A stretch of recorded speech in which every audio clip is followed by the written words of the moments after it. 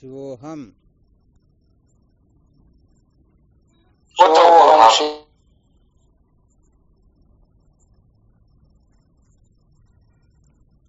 क्या विषय चल रहा था अपना? संसार को बनाए रखकर सत्य का साक्षात्कार नहीं किया जा सकता। संसार को बनाए रखकर कभी भी सत्य का साक्षात्कार नहीं किया जा सकता है, और सत्य का साक्षात्कार किए बिना सर्व दुखों की अत्यंत निवृत्ति और परमानंद की प्राप्ति संभव है ही नहीं। अच्छा, सर्वप्रथम इस सूत्र को बहुत अच्छी तरह से हमें हृदयंगम कर लेना है। सत्य को जाने बिना दुखों की निवृत्ति नहीं होती, और सत्य के साक्षात्कार के लिए अनात्म प्रपंच को बनाए रखने का जो आग्रह होता है, उस आग्रह का त्याग नहीं करना।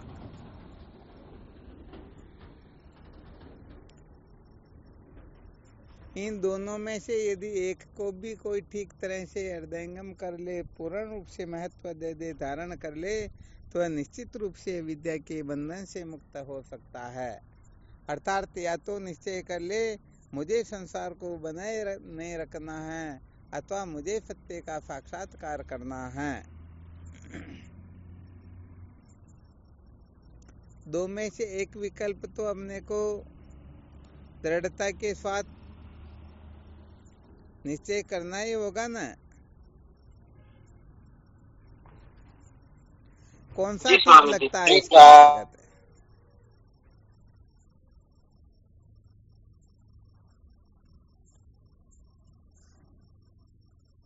सत्य को जानने का प्रयत्न करना ठीक रहता है, अथवा संसार को बनाए रखने के आग्रह से मुक्त होना ये ठीक रहता है? स्वामी गुरुदेव के चरणों में कोटि कोटि प्रणाम। हाँ शिवोहम। गुरुदेव, संसार को के प्रति आग्रह नहीं रखना चाहिए बस, ये थोड़ा ठीक रहता है ना? जी गुरुदेव, ये ठीक रहता है इसमें। अच्छा, इसमें कोई तर्क युक्ति आदि दे करके इसको सिद्ध कर सकते हो कि ये ठीक रहेगा तो वह ठीक रहेगा?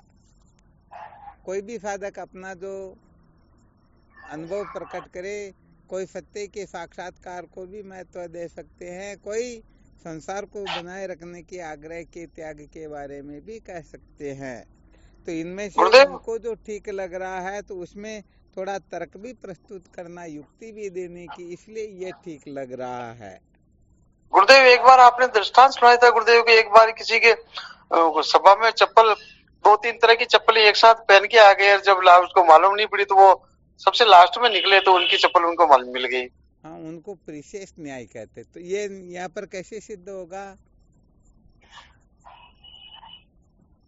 जो धीरे धीरे संसार को काटते जाएंगे, अंत में बचेंगे वही अपना स्वरूप होगा अंदर का। क्या बात, बहुत बहुत साधुवाद, बहुत बहुत धन्यवाद है। चलो, आपने बहुत अच्छी युक्ति प्रस्तुत की। और भी कोई साधक अपना अनुभव प्रकट कर सकते हैं?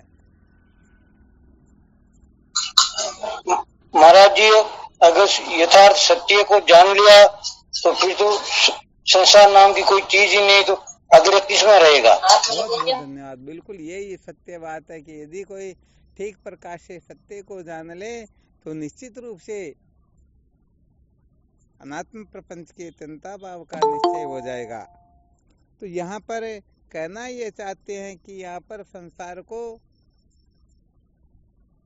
अपने आग्रह के बंधन से मुक्त करना ठीक रहेगा या सत्य को जानना ठीक रहेगा? इसमें से ठीक कौन सा, ये बताना अपने को। अभी बेरोलाल जी महासाब ने जैसे युक्ति आदि प्रस्तुत की ना, उसी प्रकार से अपने को भी करनी है। अच्छा, एक बार सभी साधक थोड़ा बोल करके देखो ना, आपको सत्य को जानना ठीक लगता है या संसार का त्याग करना ठीक लगता है?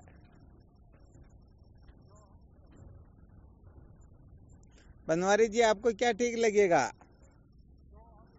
सत्य को जानना, संसार को त्यागना।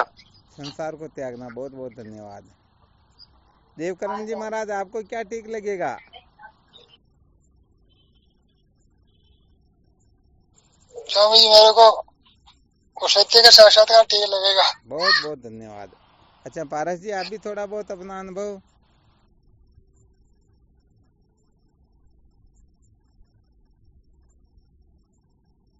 प्रणाम गुरुदेव। हाँ शिव हम। हाँ जी गुरुदेव, सत्य का साक्षात्कार। अच्छा बहुत अच्छी बात। गीता तेरे को भी कुछ आता हो तो थोड़ा संकेत कर दे।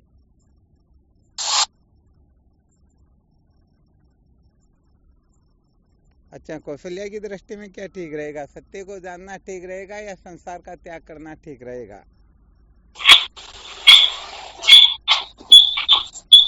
अरे वाह भवानी शंकर जी तो जुड़ गए भाई, क्या बात है। हाँ चलेगा स्वामी जी। बात चलो कोई बात नहीं।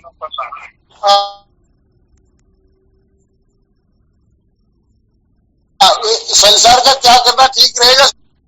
कोई बात नहीं, चलो अपना अपना अनुभव इसमें तो कोई क्या कह सकते, कोई क्या कह सकते, ऐसी कोई दिक्कत नहीं। कौशल्या आवाज आ रही क्या? स्वामी जी आवाज तो ठीक रहेगा आपके लिए, अपने स्वयं के लिए। क्या है? संसार का त्याग करना है। संसार का त्याग करना ठीक रहेगा, चलो बहुत अच्छी बात है। पारस जी और कुछ कहना चाहते हो क्या? प्रणाम गुरुदेव, प्रणाम। हाँ शिवोहम। गुरुदेव, जब सत्य पे चलेंगे तभी तो संसार का त्याग होगा। हाँ बहुत धन्यवाद, ये भी बहुत अच्छी बात है। यहाँ पर थोड़ा संकेत ये किया जा रहा है कि यदि कोई दो में से एक पक्ष को दृढ़ता से स्वीकार कर ले तो दूसरा स्वतः ही हो जाएगा। अब अपने को कौन सा ठीक लगता है, ऐसा नहीं कि जो सत्य के लिए कहेंगे वो गलत रास्ते पर है या संसार को त्याग करने के लिए कहेंगे वो गलत रास्ते पर है।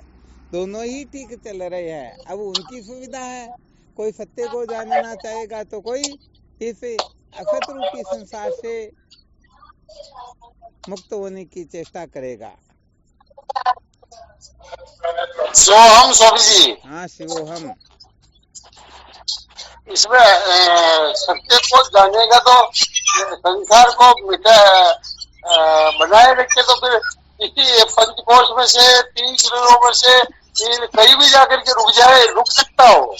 यार इसकी चर्चा थोड़ी बाद में करते, पहले इनका निर्णय तो सुन लेते हैं ना। अच्छा ये भाई रुक जाएगा तो फिर सत्य को जानेगा कैसे हो? अगर इस प्रपंच के किसी भी पंचकोश में अटक जाएगा तो फिर वो सत्य को किसी पंचकोश को सत्य मान लेगा, या कोश को, तो फिर कैसे? नहीं, सत्य को जानने वाला जब सत्य को जानेगा तो संसार रहेगा ही नहीं ना, द्वैत का तो अत्यंत भाव हो जाएगा।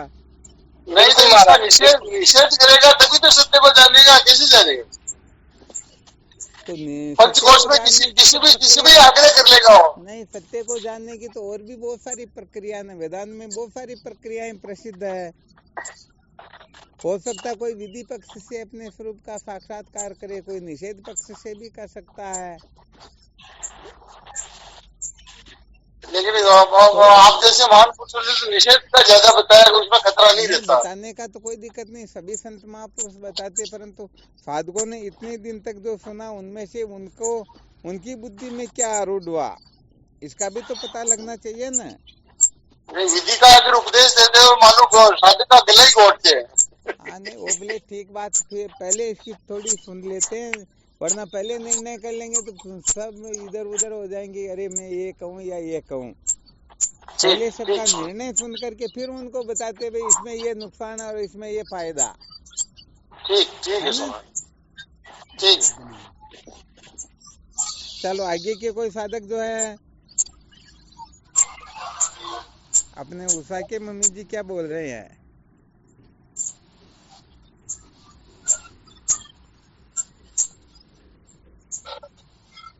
हाँ मदन जी, महावीर जी, मोहन जी, पन्नाराम जी, जो भी साधक जुड़े हुए ना, सत्य जाने तो गुरु जी, सत्य को जानना बहुत अच्छा, बहुत अच्छी बात है।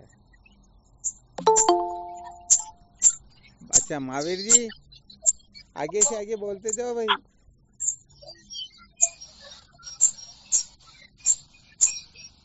आवाज आ रही है महावीर जी? आज थोड़ा पता भी चल जाएगा कि सचमुच में सत्संग में उपस्थित भी है या किसी फंक्शन में चले गए।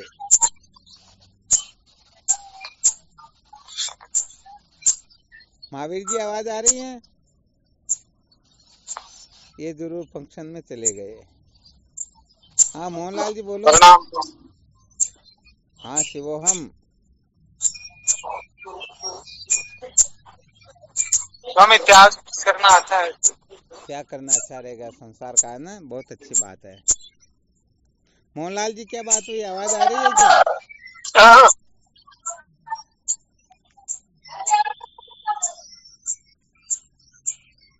प्रणाम गुरुदेव। हाँ शिवोहम। गुरुदेव संसार का त्याग ही अच्छा रहेगा, लेकिन ये इसमें तो उलझे हुए हैं, इससे तो निकल ही नहीं पा रहे। हाँ नहीं निकल पा रहे, बिल्कुल सही बात। फिर भी थोड़ा अपना झुकाव किस तरफ, इससे हालांकि ये सही तो नहीं है, इस संसार में उलझे रहना सही तो नहीं है। इतना तो समझ आने लग गया। अच्छा लेकिन तो आने लग ये गया छूट ना? ही नहीं रहा है। हाँ ये थोड़ा समझ आने लग गया ये चीज की। हाँ आखिर में इसको छोड़ना ही सही रहेगा, ये तो बेकार की उलझन है। इतना तो आने लग गया अब समझ में। वैसे देखा जाए तो कोई किसी को संसार में उलझाता नहीं। अपनी वासना, अपनी आसक्ति, अपनी अहमता ममता, अपनी बेवकूफी ही हमें संसार में उलझा देती है। हम समझते कि हम बहुत बड़े समझदार है, परंतु सचमुच में समझदार होकर के भी नासमझी का ही काम कर लेते हैं। जी गुरुदेव।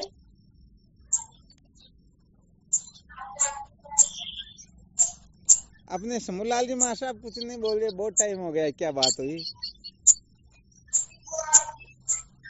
आवाज आ रही क्या समूलाल जी महासाहब? अरे क्या बात है, उनके तो नेटवर्क में गड़बड़ी है भाई।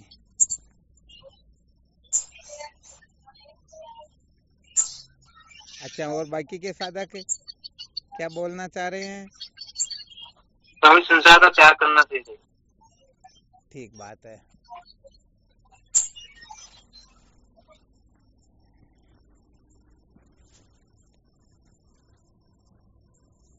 हाँ यहाँ पर त्याग की जगह अपने को निषेध बोल देना, वरना आसपास में बैठे हुए जैसे ठीक है रमेश जी की तो बात अलग है, परंतु लीला पास में बैठी हो। अब इनके तो घर परिवार की बात ही अलग, पूरा परिवार ही सत्संगी, परंतु हो सकता दूसरे साधक के उनकी जो लीला बैठी हुई और सुन ले कि त्याग की बात चल रही तो शायद सत्संग पूरी नहीं होगी, उनसे पहले उनको पूरा कर देंगे। इसलिए अपने को निषेध बोल देना। क्या बोल देना?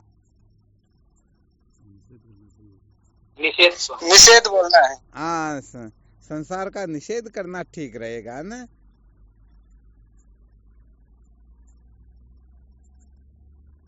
मोतीलाल जी भी कुछ बोल सकते हैं। संसार का निषेध करके परमात्मा तत्व को प्राप्त करना सरल लगता है या सत्य को जान करके परमात्मा तत्व को प्राप्त करना सरल लगता है? कौन सा ठीक रहेगा?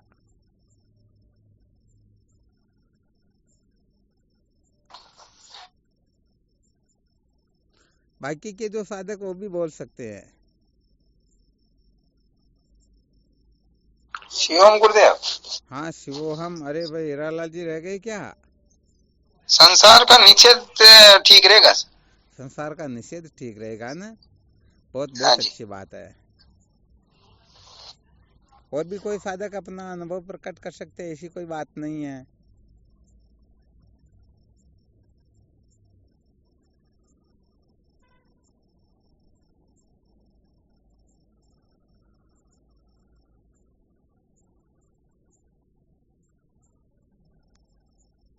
तो कुछ साधकों ने अपना अनुभव प्रकट किया कि सत्य को जानना ठीक रहेगा, और अधिक साधकों ने ये संकेत किया कि संसार को बनाए रखने का जो आग्रह है, इस आग्रह का त्याग करना ठीक रहेगा। अच्छा ईमानदारी से देखना, जो साधक कह रहे हैं सत्य को जानना ठीक रहेगा, तो सत्य को जानने के लिए क्या क्या तैयारी कर रहे हैं, और जो साधक कह रहे हैं कि संसार का निषेध करना ठीक रहेगा, संसार का त्याग करना ठीक रहेगा, तो वह इसके लिए क्या तैयारी कर रहे हैं? कितने संसार को त्याग चुके हैं, कितने संसार को और त्यागना उनके पास में ऐसा कोई हिसाब किताब है क्या?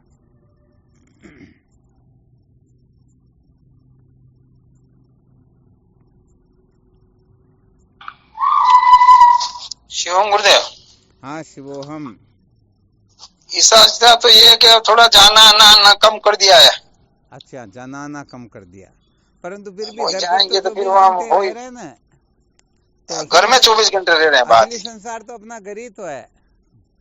नहीं, पर मेरे घर में तो संसार है ही नहीं, नहीं है क्या? मेरा घर और मैं ही हूँ बस। किसने कहा? अभी दूसरे को आने दो तो कह देंगे भाई बोलो क्या काम है।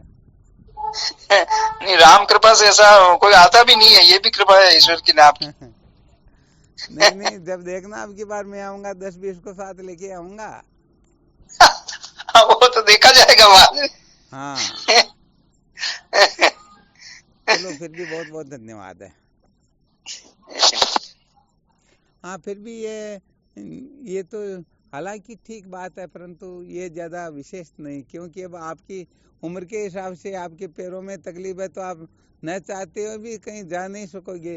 तो जाना आना कम कर दिया तो पैर दर्द होते, इसलिए नहीं जा रहे होंगे, मैं मुझे क्या पता। नहीं नहीं गुरुदेव, ऐसी बात नहीं है, संसार ऐसी बात नहीं है। अच्छा वो तो अच्छा संसार को बनाए रख के साक्षात्कार नहीं होता, इसलिए थोड़ा उसका असर पड़ा। अरे वाह वाह, सत्संग का तब कोटि कोटि धन्यवाद, बहुत अच्छी बात है। बाकी मेरे को तो गाड़ी पे ले जाने वाला बहुत सकले, चलो वहाँ चल के आवे, वहाँ चल के आवे। महाराज जी, संसार तो कोई घर बार में थोड़ी, मन में रहता है। अरे वाह, क्या बात है, बहुत बहुत धन्यवाद। वास्तव में जब तक मन का त्याग नहीं होता तब तक समझो हम पूर्ण रूप से संसार में ही उलझे हुए हैं। परंतु फिर भी ये बात ठीक है कि हीरालाल जी जो कह रहे हैं ना, तो कुछ अंशों में तो संसार छूटा, पूर्ण रूप से संसार तब छूटेगा जब मन का त्याग होगा। चित्त त्यागम विदु सर्व त्याग है, ये सदा ध्यान रखना चाहिए। जब तक चित्त का त्याग नहीं होता है तब तक समझना चाहिए किसी का भी त्याग हुआ ही नहीं। सत्य वचन। हाँ, ये विशेष बात है। फिर भी रामदीन जी महाशय ने बड़ी विलक्षण बात बताई, बहुत धन्यवाद है।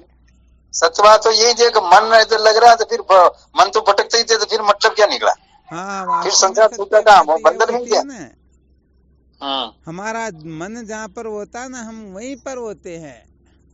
सत्य बात। बहुत सारे साधकों को देखते पास में तो बैठे रहते, परंतु उनका मन होता है कचौरी खाने का, तो दुकान पर चले जाते हैं, किसी का पिक्चर देखने के लिए चले जाते हैं, कि कोई नाच कूद करने चले जाते, कोई फंक्शनों में चले जाते, कोई मनोरंजन करने चले जाते, या कोई अपने पुराने घर को देखने के लिए चले जाते। पुराने घर में कौन आ रहा, कौन जा रहा, कौन क्या कर रहा, कोई भूखे प्यासे तो नहीं, ऐसी अनंत प्रकार की कल्पनाएं होती है ना। नहीं होती है, मन का ही तो भटकाव है खास, इसीलिए तो कृष्ण भगवान कह रहे हैं मन मेरे को दे दो गीता में। हाँ, सही बात है। देने में तो बहुत सारे साधक मन दे देते हैं, परंतु दे करके तुरंत वापस ले लेते हैं। तो ये तो हलचल वाले, वो देखते हैं मन तो हलचल वाली चीज है ना गुरुदेव, ये तो हलचल वाला ही है क्या था, ये कभी पल में कान, पल में कान, पल में कान। हाँ, ये 1 सेकंड में 1600 बार कल्पनाएं कर लेता मन, इतना खतरनाक ही है। जय श्री राम, जय हो, जय हो, तो अब इसको कौन पकड़ सकेगा? बड़ा खतरनाक है इसको पकड़ना, इसको समझना। ये कहने का मतलब एक पलक में 1600 बार कल्पनाएं कर रहा है, तो किस कल्पना में क्या आ रहा है ये कोई जान सकता है क्या?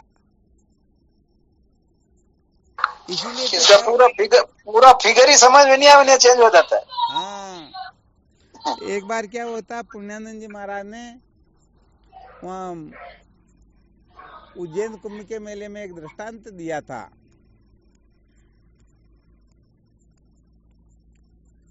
पुण्यानंद जी महाराज के साथ में साधुओं की टोली चल रही थी।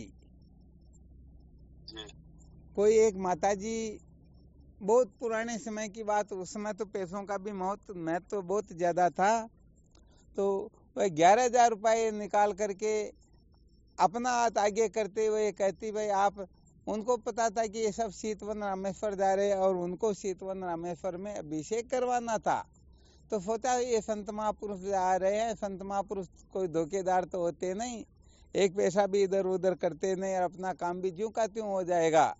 तो 11,000 रुपये आगे करके कहा, स्वामी जी आप सीतवन रामेश्वर जा रहे हो, मुझे वहाँ अभिषेक करवाना है, तो आप ये 11,000 रुपये ले लीजिए और आप अभिषेक करवा दीजिए। तो पुण्यानंद जी महाराज उस समय हाथ आगे बढ़ाते हैं, तुरंत पैसे लेते हैं और फिर कहते हैं हम तो शीतवन रामेश्वर नहीं जा रहे, हम तो भीमा शंकर जा रहे हैं। क्या कहा? हम तो भीमा शंकर जा रहे हैं। अब विचार कर देखो, जो करोड़ों सेठानी है वो 11,000 रुपए दे करके फिर देखेगी क्या? अरे इनसे अब वापस ले ले, वहां नहीं जा रहे तो नहीं देखेगी, देखना तो नहीं चाहिए। तो अब ठीक हो, स्वामी जी को प्रणाम करके वो तो वापस लौट गई, परंतु उनके साथ में जो साधुओं की टोली थी उन्होंने कहा स्वामी जी आपने तो बड़ा गड़बड़ घोटाला कर दिया। संत महापुरुष ही यदि अनर्थ करेंगे, झूठ कपट करेंगे, छल करेंगे, किसी को धोखा देंगे तो फिर संसार वाले क्या करें? इनके लिए तो कोई कल्पना भी नहीं कर सकते हैं। आपको अच्छी तरह से पता था कि हम रामेश्वरम नहीं चल रहे हैं, भीमा शंकर चल रहे हैं, तो फिर पैसे लेने की आवश्यकता क्या थी? आपको ऐसा कदापि नहीं करना चाहिए था। तो पुण्यानंद जी महाराज फिर इसका स्पष्टीकरण करते, वो तो संन्यास संप्रदाय के आचार्य हैं, अपने पुष्कर जो संन्यास आश्रम है ना, तो पुण्यानंद जी महाराज इनका निर्णय करते, उनको असलियत बताते हैं, तो कहने लगते देखो भाई ये मन जो है 1 सेकंड में 1600 बार कल्पना करता है। यदि मैं उसी समय तत्क्षण हाथ बढ़ा करके उन पैसों को नहीं लेता तो 1 सेकंड के 1000वें हिस्से में भी उनका मन बदल जाता और शायद ये पैसे किसी अनर्थ में लगे या कहीं और पता नहीं क्या वो बैठे। तो उनका उस समय कोई ऐसा विलक्षण पुण्य जागृत हुआ था कि उनके हाथ से पैसे आगे हुए और हमने ले लिए, तो समझो उनका कल्याण ही हो गया। और एक क्षण का भी हम यदि विचार करते और नहीं ले पाते तो उनकी नियत में शायद फर्क आ जाता और वो फिर तो ये पैसे सारे के सारे अनर्थ में लगते। और अपने पास से पैसे आ गए तो अपन तो 1 पैसे भी कोई बीड़ी सिगरेट पीते नहीं, 2 नंबर का काम करते नहीं, उल्टा सुल्टा 1 पैसा भी कहीं करने वाले है नहीं। तो ये जहाँ पर भी लगेंगे तो अन्न जिसका ही तो पुण्य होता है, शुभ कार्य में लगेंगे। तो उनको भीमा शंकर में जो अभिषेक करवा रहे शीतवन रामेश्वर में, उनसे भी उनको अनंत गुना फल मिले, ऐसा उनको हो जाएगा ना जी स्वामी। तो यहाँ पर भी होता क्या है कि साधकों के कल्याण के लिए बहुत कुछ करना होता है।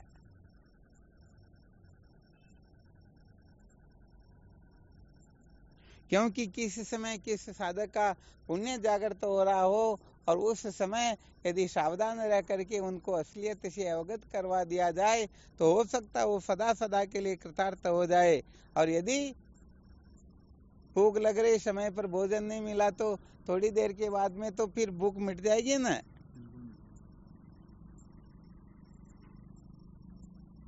जी स्वामी। हाँ बिल्कुल सत्य बात है। इसलिए भाई ये मन 1600 बार कल्पना करता ना, तो बहुत अच्छी तरह से इसका मंथन करना होता है। अच्छी तरह से मंथन किए बिना सचमुच में काम चलता ही नहीं। हाँ अब विचार करके बताओ,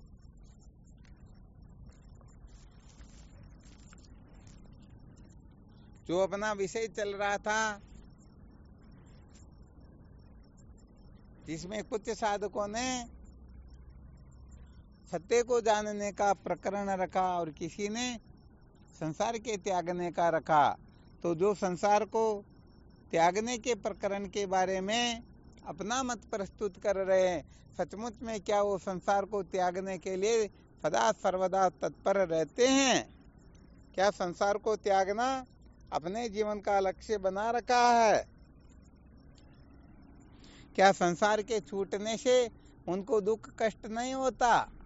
या संसार थोड़ी देर के लिए छूट जाए तो 24 ही घंटे उसका चिंतन मनन नहीं होता क्या? भाई ये तो जिन्होंने कहा उनको ही विचार करके देखना है।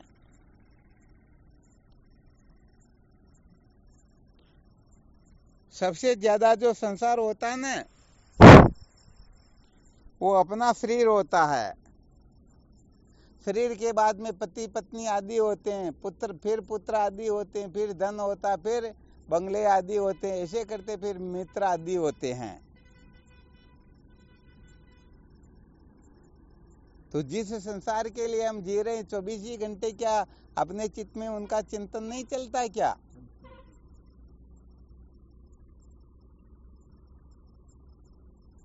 चलता ही रहेगा वो। हाँ, कोई कहने का मतलब मिनट, घंटा या कोई क्षण ऐसा जाता उनके चिंतन बिना। अच्छी तरह से मंथन करके देखना।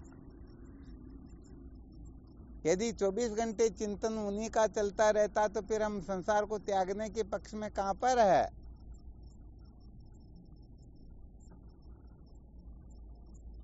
हम कह जरूर रहे हैं, परंतु फिर भी अच्छी तरह से मंथन करके देखो। हम तो कहते हैं हम पूरे संसार का हमने त्याग कर दिया। अरे संसार तो क्या, बहुत सारे साधक कह भी देते हमने तो ब्रह्मलोक को भी त्याग दिया, हमने तो स्वर्ग को भी त्याग दिया। और रास्ते में कहीं 5 रुपए पड़े हुए हो और 2 साथ में हो तो दोनों मर मिटेंगे। वो तो कहेगा पहले मैंने देखा, पहले मैंने देखा। तो विचार करके देखो, जो 5 रुपए नहीं छोड़ सकता वो स्वर्ग को, ब्रह्मलोक को छोड़ सकता, उनकी ताकत है क्या इतनी? नहीं है स्वामी। अरे 1% भी नहीं है, वो कैसे त्याग कर देगा? क्योंकि वो स्वर्ग के बारे में नास्तिक है, ब्रह्मलोक के बारे में नास्तिक है, ईश्वर के बारे में नास्तिक है। इसलिए कह देता है मुझे ईश्वर की जरूरत नहीं है, ब्रह्मलोक की जरूरत नहीं है, स्वर्गलोक की जरूरत नहीं है। अरे जब इनकी जरूरत नहीं तो फिर 5 रुपए की जरूरत तेरे को कहां से हो गई? जो इंद्र के पद को त्यागना चाहता वो चपरासी बनना चाहेगा क्या? कभी नहीं चाहेगा। हाँ, इसलिए यहाँ बहुत अच्छी तरह से मंथन करना होता है। सत्य बात तो ये है कि यहाँ पर उपरामता के लक्षण आए बिना हम संसार का त्याग करना चाह रहे, ये कहने का मतलब कहना ही व्यर्थ हो जाता है। ये कहना ही एक प्रकार से मनोरंजन हो जाता है। तो सचमुच में हम कितना त्याग कर पा रहे हैं, ये तो भाई साधकों को अच्छी तरह से मंथन करना ही होगा। बिल्कुल क्लियर है ना?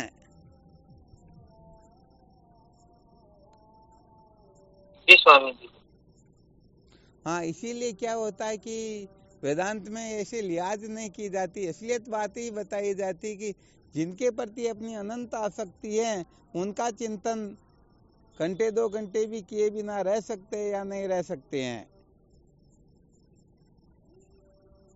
उनको महत्व दे बिना रह सकते हैं या नहीं रह सकते। यहाँ तक होता है कि हम जागने से लेकर के सोने तक 24 घंटे यही कल्पना रहती है कि हम उनके लिए जी रहे हैं, हमें उनकी आज्ञा का पालन करना है, हमें उनको प्रसन्न रखना है, वो जैसा कहे तुरंत उसी के अनुसार अपने जीवन को बना लेना है।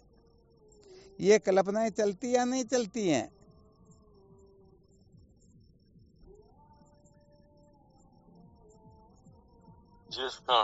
बिल्कुल चलती है। हाँ, बिल्कुल यही चलती है। अच्छी तरह से भले अपने हृदय को टटोल करके देखना।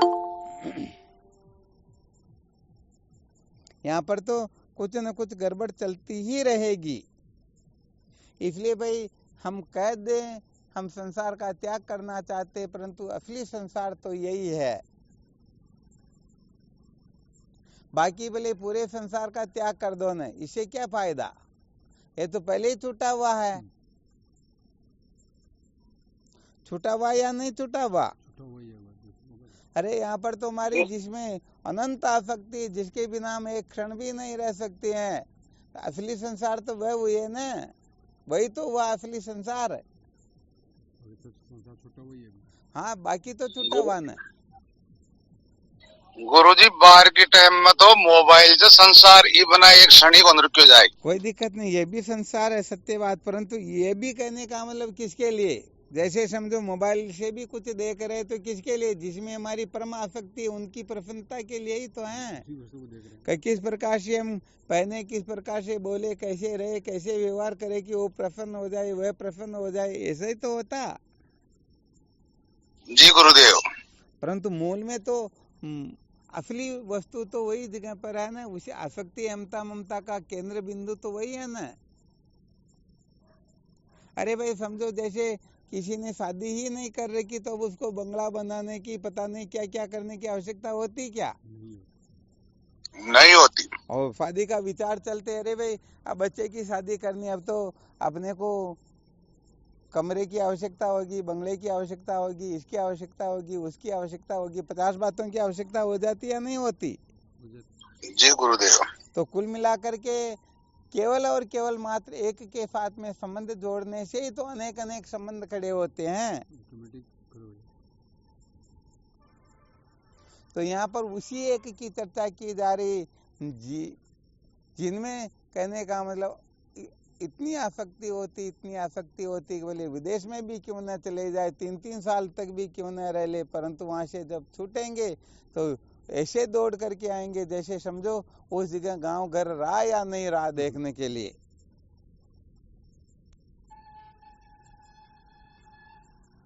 कोई 3 साल रो, 3 महीने रो, 1 महीने रो, परंतु 1 महीने रह करके तुरंत गोली की तरह जाएंगे न,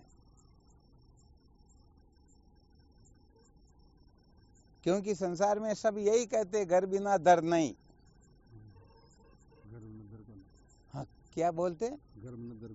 घर बिना दर नहीं। हमारे रामदेव जी महाराज कह रहे भाई इतना तो मेरे को आता भी नहीं। कहावत है ना।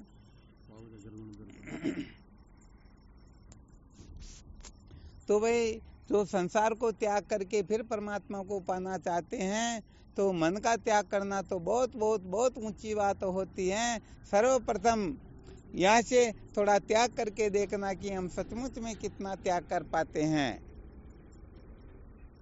क्योंकि पहले देखे जो नाते रिश्ते हैं उनसे थोड़ा ऊपर उठना होगा, फिर देह से ऊपर उठना होगा, फिर इंद्रियों का त्याग करना होगा, फिर प्राण का त्याग करना होगा, फिर मन का त्याग करना होगा, फिर बुद्धि का त्याग करना होगा।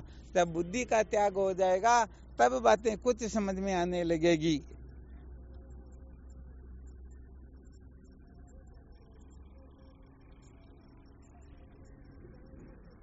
तो कम से कम 10-20% तो साधकों को तैयारी कर ही लेनी चाहिए, ठीक है ना।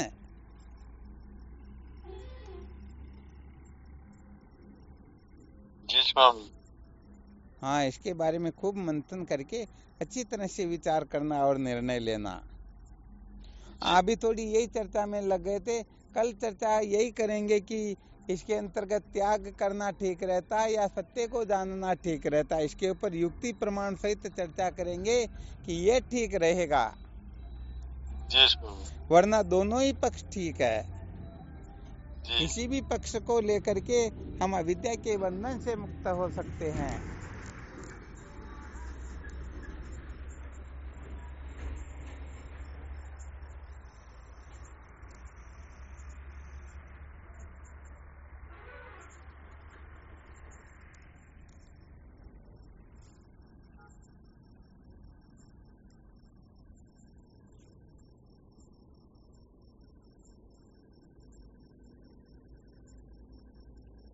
अच्छा, त्याग का अर्थ और क्या होता है, कोई बता सकते हैं?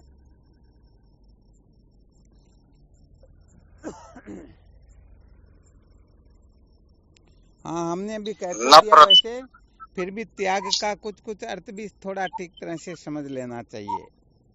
यदि वो त्याग कर सके। हाँ बोलो। उपरामता ना। हाँ, वैसे देखा जाए त्याग के नफरत भी होती है महाराज। क्या हुआ? नफरत भी होती है। हाँ, नहीं, नफरत त्याग को नहीं कहते हो। घृणा का नाम वैराग्य नहीं होता, द्वेष का नाम वैराग्य नहीं होता है, ये तो मूर्खता होती है। वैसे देखा जाए तो क्या होता है, जिस प्रकार का त्याग शास्त्रोक्त होता है वैसा त्याग नहीं कर सकते तो भी कम से कम उनमें से महत्व बुद्धि तो कम कर सकते हैं ना। जी गुरुदेव। किसी वस्तु में यदि महत्व बुद्धि नहीं रही तो वह वस्तु छूट गई ना, भले अपने पास ही क्यों ना हो। जी स्वामी जी। किसी वस्तु को असार समझ ले, दुख रूप समझ ले, तो भी त्याग तो हुआ ना कुछ अंश में। जी गुरुदेव। हाँ, पूर्ण रूप से तो त्याग तभी होगा जब अभी पहले थोड़ी देर पहले चर्चा चल रही ना, उसी प्रकार से होगा तभी। परंतु कुछ अंशों में तो त्याग होगा ना। जी जी। इसलिए कुछ अंशों में त्याग भी सार्थक हुआ करता है। इसलिए सबसे पहले यहाँ से अपने को प्रारंभ करना होगा। और यदि कोई डायरेक्ट ही इस प्रकार से त्याग करने की कोशिश करेगा तो वह कभी त्याग नहीं कर पाएगा। अरे ट्रेनिंग ही नहीं दी है और सीमा पर जाकर के युद्ध में लग गए तो फिर वो जीत करके थोड़े आएंगे क्या? मारे जाएंगे। इसलिए पहले थोड़ा अभ्यास करना होता है। परंतु इसमें भी क्या होता है कि अभ्यास भी फिर थोड़ा ठीक ढंग से करे तब बात कुछ बनती है। कहने का मतलब वैराग्य तो है परंतु इंद्रियां वश में नहीं है, समदम श्रद्धा समाधान उपराम तितिक्षा नहीं है, तो वो वैराग्य जो होता ज्यादा नहीं टिकता। कहने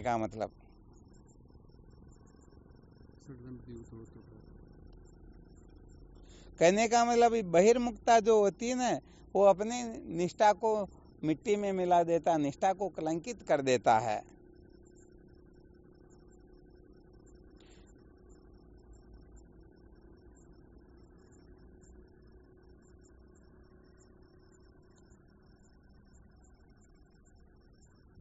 अपने एक ऐसे साधक थे जो कहते हैं हम 3 वर्ष से ब्रह्मचर्य का पालन करते हैं, परंतु फिर भी बाहर का जो दिखावा थोड़ा ज्यादा हो जाता है।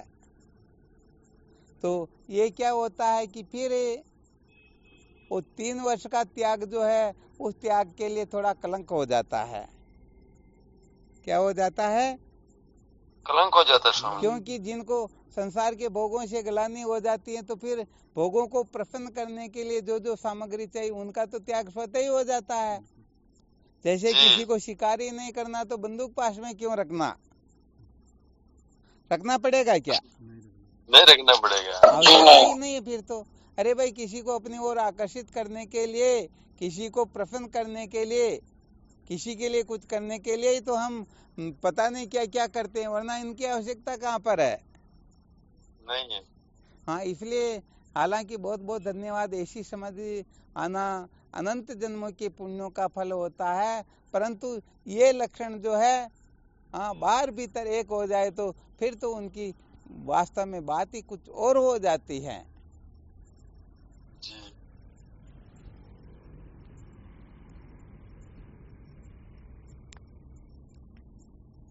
और वैसे देखा जाए तो इतने से त्याग से भी काम नहीं चलता है। वास्तव में त्याग को समझने के लिए तो बहुत पुरुषार्थ करना होगा। ये तो अभी LKG में अपनी साधना शुरू हुई, ये कोई बड़ी बात नहीं है।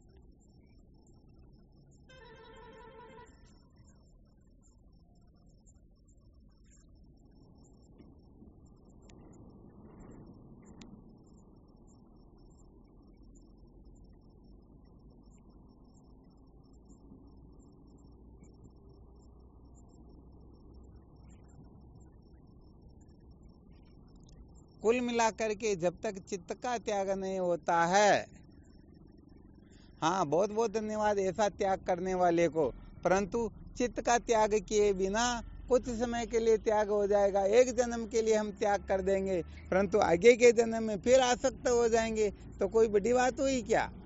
और यदि चित्त का त्याग हो गया तो फिर जन्म ही नहीं होगा, और जब जन्म ही नहीं होगा तो फिर प्रश्न ही नहीं उठता आसक्त होने का। इसलिए महत्वपूर्ण बात होती है चित्त का त्याग करना। चित्त त्यागम विदु सर्व त्याग है, चित्त के त्याग को ही सर्वस्व त्याग करना कहते हैं। इसलिए साधक को सदा सर्वदा चित्त त्याग के बारे में ही मंथन करना चाहिए। तो यहाँ पर हम जो प्रण लेते हैं, जो निर्णय लेते हैं, उस निर्णय को थोड़ा कसौटी पर कस के ही देखना चाहिए कि सचमुच में हमारा जो निर्णय है ये केवल और केवल मात्र कुछ समय के लिए ही है, अथवा संसार में कुछ समय के लिए अपने को ऐसा करने के लिए ही करना है, अथवा सत्य के साक्षात्कार के लिए। भाई कहने का मतलब कोई गुड़ तो न खाए परंतु किनसे परहेज रखे। भाई वैराग्य तो शरीर से वैराग्य होगा तब काम चलेगा ना। देह से वैराग्य होगा, इंद्रियों से जी वैराग्य महाराज होगा, जी। प्राण मन बुद्धि से वैराग्य होगा, सबसे वैराग्य होगा, तब जाकर के बात कुछ और होगी। तो कहने का मतलब वैराग्य भले ही कितना हो जाए, परंतु उसी वस्तु में अनंत महत्व बुद्धि बैठी हुई हो तो फिर साधन सहित कर्मों का त्याग नहीं हुआ। वो वैराग्य हाँ नहीं, वैराग्य तो वैसे कुछ अंशों में तो है, ऐसी बात तो नहीं है, परंतु फिर भी कहने का मतलब उनमें आसक्ति पूर्ण रूप से है, तो कहने का मतलब वो वैराग्य कभी भी राग में बदल सकता है, ऐसी कोई बड़ी बात नहीं है।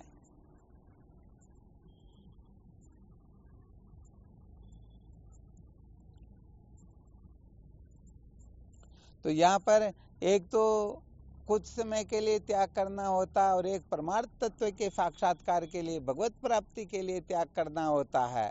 ये है विलक्षण बात। तो क्योंकि आत्मा साक्षात्कार के लिए जो त्याग करते हैं वह सचमुच में महान हो जाते हैं, और किसी और प्रयोजन के लिए त्याग करते हैं तो वह कोई विशेष वो विशेष फायदा नहीं करता फिर।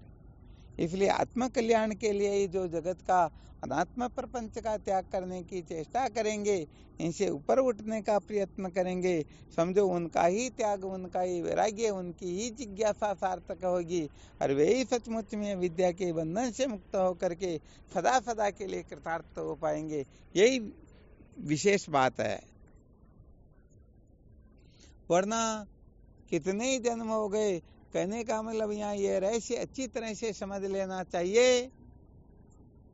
और तो ज्यादा क्या कहें, इस संसार से तो क्या, स्वर्ग लोक से तो क्या, ब्रह्मलोक के समस्त भोगों से भी किसी को क्यों वैराग्य क्यों न हो जाए, परंतु तत्व जिज्ञासा जागृत नहीं हुई। वो शायद आपने बहुत बार सुना होगा, श्रद्धा नहीं गुरु वाक्य में, वेदांत पढ़कर क्या लिया। तो गुरुदेव के वचनों में गुरुदेव के प्रति श्रद्धा नहीं हुई तो चाहे कितना भी त्याग क्यों न कर दो, ब्रह्मलोक तक के भोगों का भी त्याग कर दो, फिर भी फायदा कुछ भी होने वाला है ही नहीं। हाँ, इनका पुण्य जो बनेगा, उस पुण्य के प्रताप से वह 84 लाख योनियों में यदि कुत्ता बन गया तो वो ऐसी गाड़ियों में घूमेगा, और पता नहीं वो क्या क्या जानते, आप लोग सब जानते हो, लक्ष्य साबुन से स्नान करेगा, भले वो काजू दाग बादाम का हलवा खाएगा, पता नहीं उनकी क्या क्या व्यवस्था होगी, परंतु मुक्ति तो नहीं होने वाली ना। हाँ, इसलिए सत्य के साक्षात्कार के लिए अथवा समझ लेना चाहिए, गुरुदेव की प्रसन्नता के लिए, ज्ञान की प्राप्ति के लिए यदि इनका त्याग करे, तब ही सचमुच में त्याग करना सार्थक होता है। तो यहाँ पर तो फिर बहुत सारा निर्णय लेना पड़ता है कि हम सचमुच में 24 घंटे जो कुछ भी कर रहे हैं, गुरुदेव की प्रसन्नता के लिए, ज्ञान की प्रसन्नता के लिए, संतों की प्रसन्नता के लिए, ईश्वर की प्रसन्नता के लिए, अथवा किसकी प्रसन्नता के लिए कर रहे हैं। हाँ, असली निर्णय इस जगह पर निकलता है। इसीलिए भगवान शंकराचार्य जी महाराज कहते हैं, गुरुदेवत भक्ता नाम सर्वेशाम सुलभो जवात। जो गुरु व ईश्वर का भक्त होता है वह निश्चित रूप से विद्या के बंधन से मुक्त हो जाता है, उनके लिए असंभव कुछ भी होता ही नहीं। तो वह किसकी प्रसन्नता के लिए जी रहे हैं, इससे फिर निर्णय निकल जाता है कि हमारा त्याग करना कितने अंशों में सार्थक है।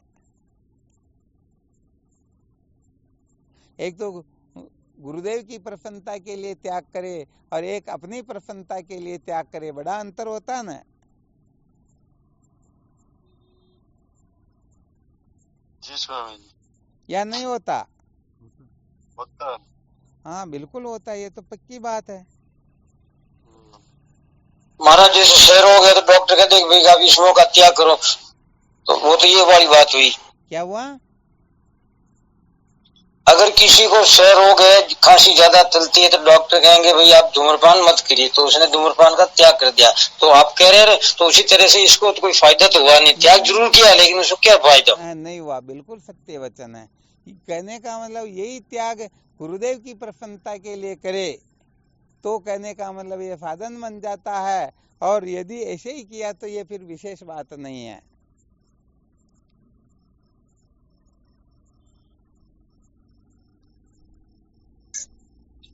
महाराज साधन सहित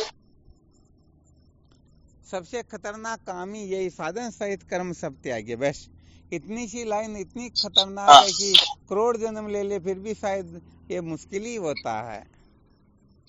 थोड़ा विश्लेषण, साधन सहित कर्मों का त्याग। कर्मों के जो साधन है ना,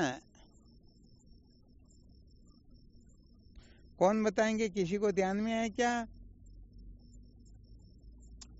स्त्री, पुत्र और धन। अरे वाह, क्या बात! धन, पुत्र, स्त्री, और स्त्रियों के लिए पति, और सबसे बड़ा सूत्र है वर्ण आश्रम का अभिमान।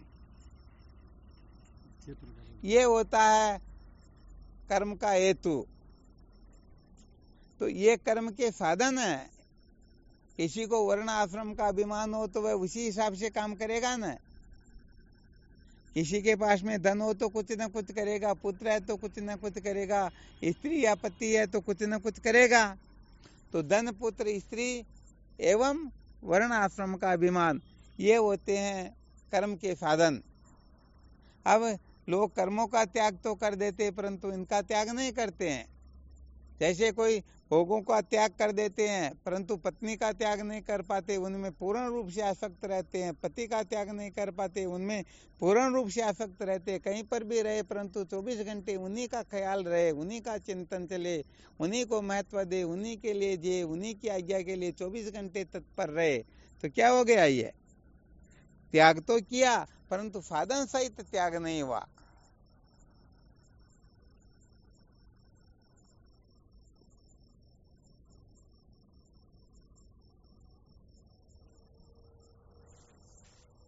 तो साधन सहित जब त्याग होगा तो ये देह में हूँ, देह मेरा, ये भी शांत हो जाएगा। ये फिर दृश्य कोटि में आ जाएगा, ये अनित्य कोटि में आ जाएगा। वरना मैं ब्राह्मण हूँ, क्षत्रिय हूँ, वैश्य हूँ, शूद्र हूँ, ऐसी कुछ न कुछ कल्पना होगी ही होगी।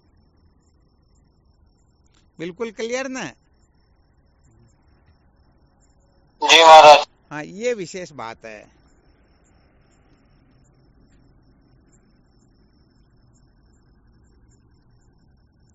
चलो ठीक, फिर इस पर करना मंथन। फिर भी जिन्होंने कुछ अंशों में भी चाहे किसी प्रकार से संसार के भोगों का त्याग किया, सचमुच में वो तो करोड़ों मनुष्यों में अलग दिखने वाले हीरे होते हैं। जैसे अनंत तारे होते परंतु जब चंद्रमा उदय होता है तो बात अलग हो जाती है ना। हाँ, तो सचमुच में कहा जाए तो ऐसे साधक तो सचमुच में धन्य होते हैं, वास्तव में महान होते हैं कि भोगों के विद्यमान होते हुए भी भोगों की इच्छा न हो। ये तो समझना चाहिए बहुत जन्मों के पुण्यों का फल होता है। ये टेटे में करने वाले हर किसी के वश की बात नहीं होती है। अरे जिनको निषिद्ध से वैराग्य हो तो ये कोई बड़ी बात नहीं है, परंतु बीत से वैराग्य हो जाए तो समझ लेना चाहिए। हमारे शास्त्रों में तो यहाँ तक कहा गया, जैसे हाँ समझो पति के विद्यमान रहते हुए यदि कोई स्त्री ब्रह्मचर्य का पालन कर लेती तो वह साक्षात नारायणी होती है, साक्षात जगदम्बा होती हैं। ऐसे ही पुरुष यदि स्त्री के विद्यमान रहते हुए ब्रह्मचर्य का पालन कर ले तो बात कुछ अलग होती, परंतु करें तो क्या। इस प्रकार का रहस्य, इस प्रकार की समझ का जागृत होना हर किसी के वश की बात होती ही नहीं। ये बहुत बहुत बहुत दुर्लभ होती है। इसलिए उपरामता के लक्षण में भी दोबारा यही कथन किया गया, साधन सहित कर्म सब त्यागे, लकी विशेषम विषयन्ते भागे, दृग नारी लकी वे जिये गलाना, ये लक्षण उपराम बखाना। आ गया ध्यान में? सबसे खतरनाक विषय है तो यही है। जी महाराज। इससे अधिक खतरनाक कोई विषय होता ही नहीं। इसलिए दोबारा कथन किया कि दृष्टि मिलते ही तुरंत जैसे लेटरिन को देखा हो, जैसे उल्टी को देखा हो, ऐसा अपने को ग्लानि कर लेना है, क्योंकि यही विषय सबसे अधिक खतरनाक होता है।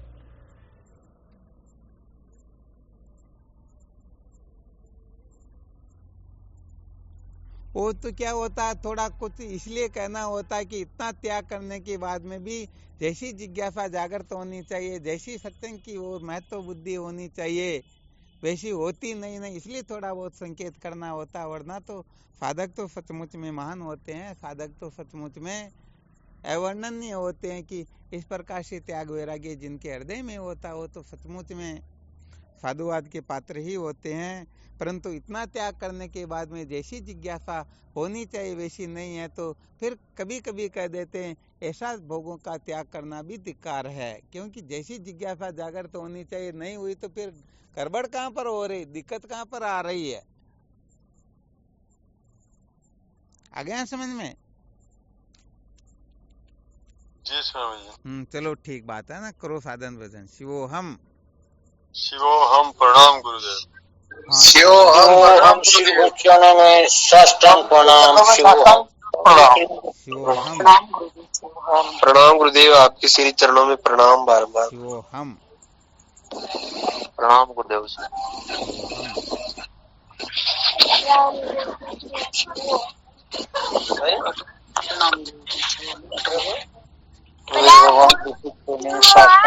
प्रणाम। शिवोहम। हाँ शिवोहम गुरुदेव स्वामी जी को कोटि कोटि प्रणाम। शिवोहम गुरुदेव। हाँ शिवोहम प्रणाम गुरुदेव। प्रणाम। शिवोहम प्रणाम गुरुदेव, आपकी श्री चरणों में।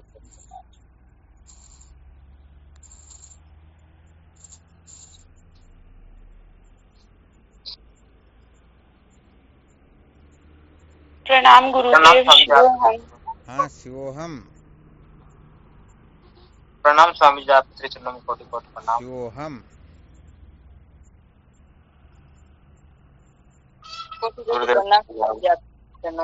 शिवोहम शिवम गुरुदेव। शिवम। हाँ शिवोहम शिवोहम।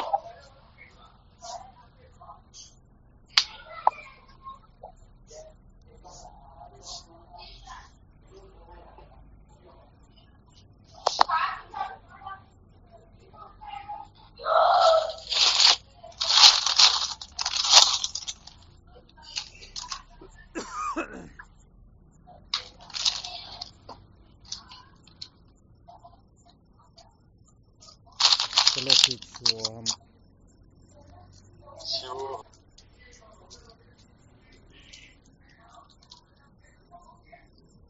शिवोहम प्रणाम। हाँ शिवोहम